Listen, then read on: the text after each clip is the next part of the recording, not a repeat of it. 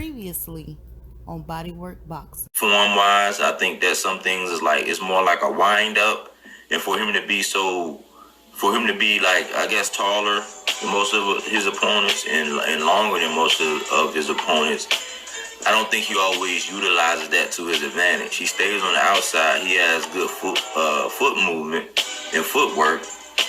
He does have fast feet. He is slick, but I think that it's part of it, and I said this before.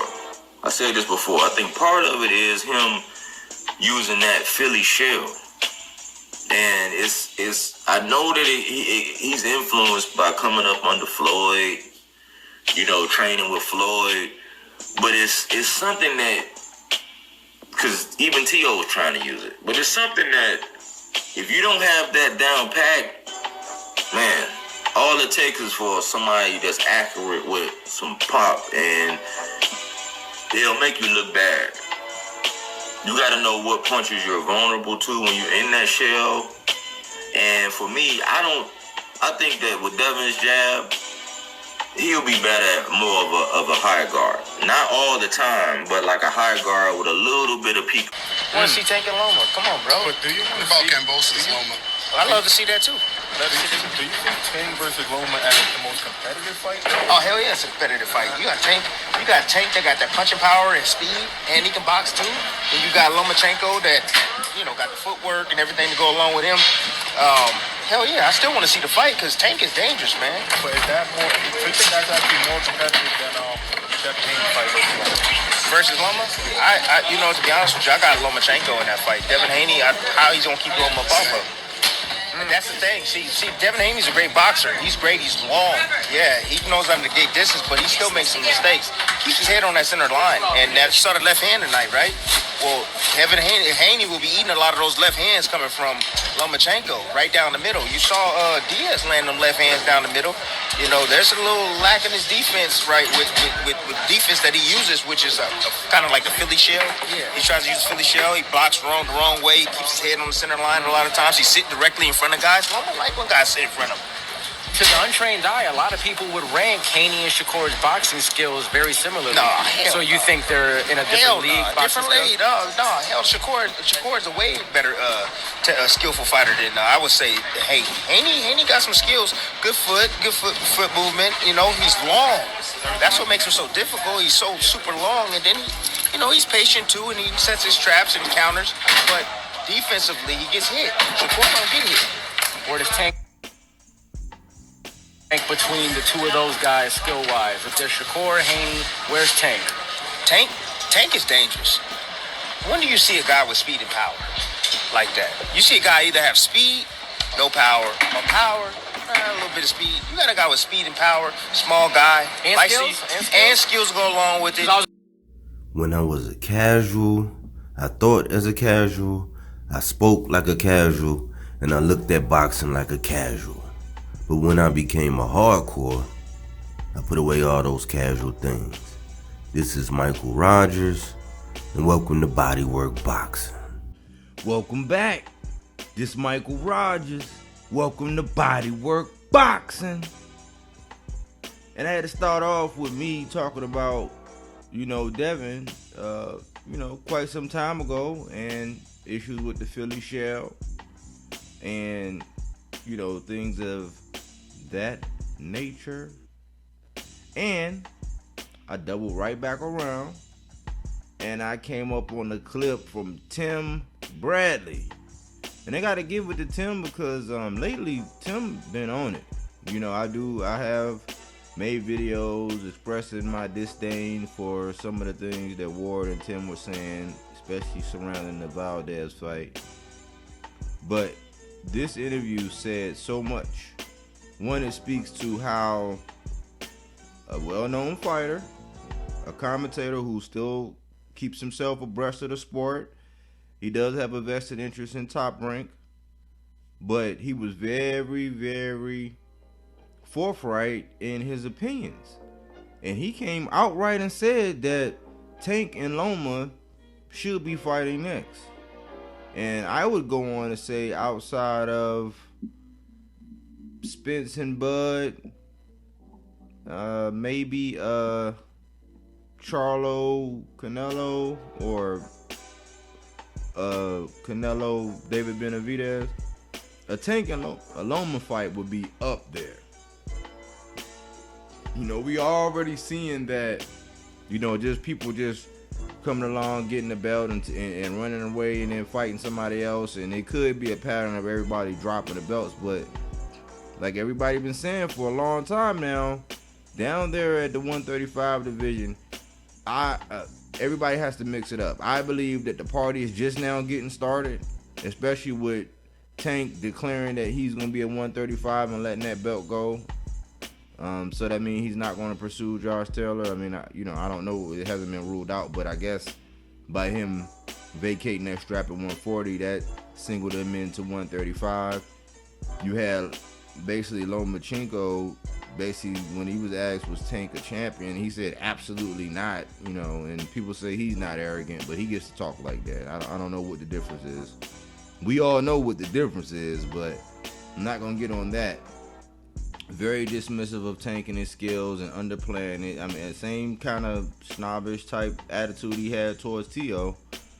You know, he go out there with Commey, and I basically had called that Loma was going to actually win against Commey, mainly because Commey tends to get reckless. Sometimes he can always get caught coming in. He did have the range. He did have a slight height advantage. But he does not fight like the Ranger guy. He does not use those skills that he have in the reach advantage that he has. Andre Rozier was asked, you know, what went wrong, and he said, well, we had a game plan, and our game plan was to use the jab.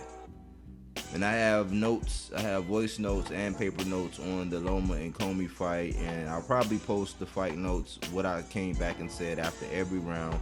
Scored that fight perfect. And basically, Commey didn't have a jab.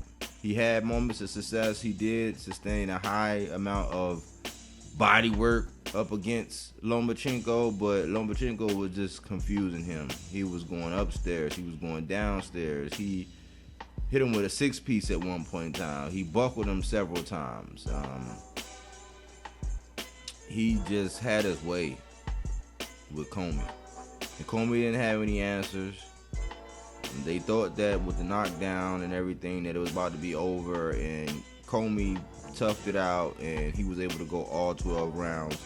What I did say was that if Commey could catch Loma, you know, with that right hand, he will bludgeon Loma. And at times he did get through, but Loma has a beard.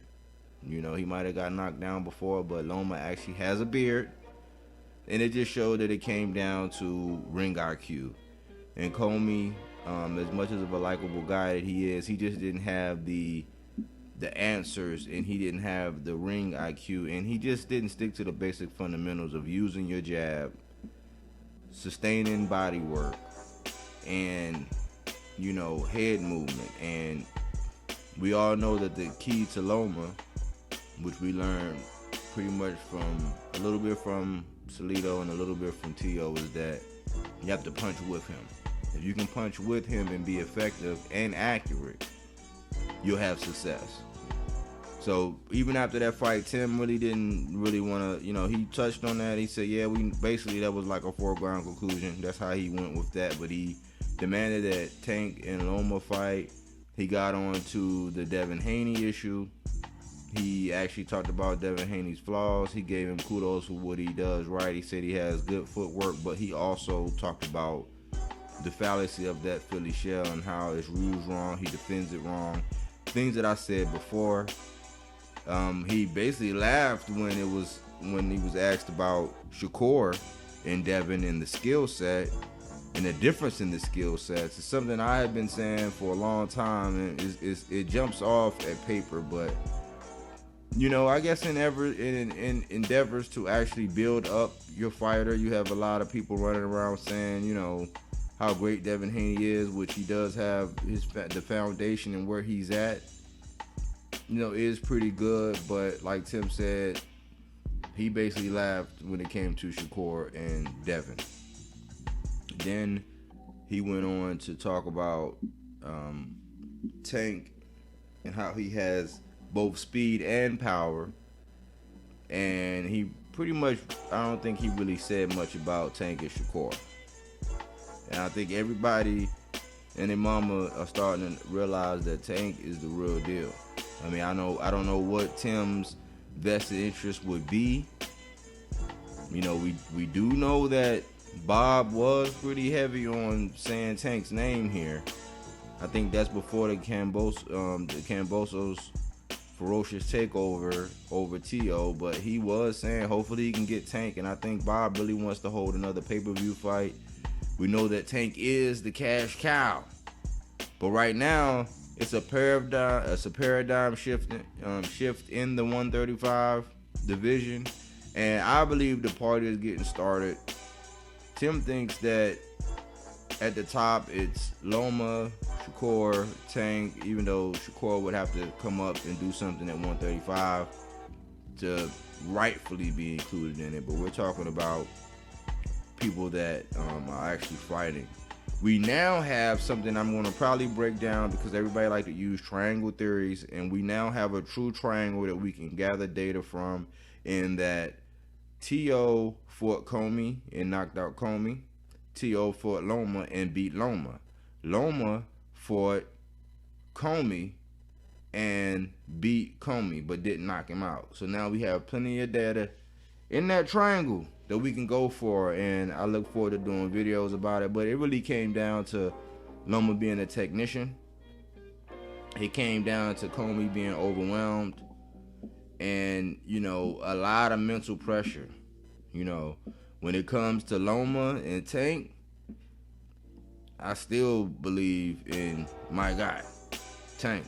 You know, I think Tank would actually do something pretty spectacular to Loma. And it's a fight that I've been calling for. I didn't want to do a previous on that, but I can do a previously on that.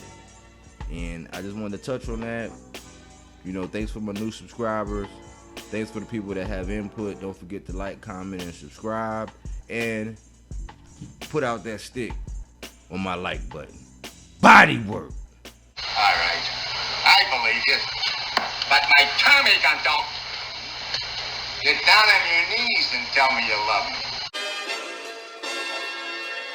My word, and I do what I do. He knows what I'm about to tell him right now. It's Mr. Keep running your mouth. That's what I do. I just feel like I'm the champ, and at the end of the day, I'm just a fighting motherfucker. It doesn't matter. Inside, outside, I can just fight. So I just feel like if it gets down to the wire, we gotta lock it up. I'm out on top. As you can see how I'm looking, I stay solid. I'm always solid. I stay fucked solid up, right? You know what I'm saying? To the fans that know. Today, y'all outside the ring. I'm a fighter. Like I said before, there ain't no safety on the clock, so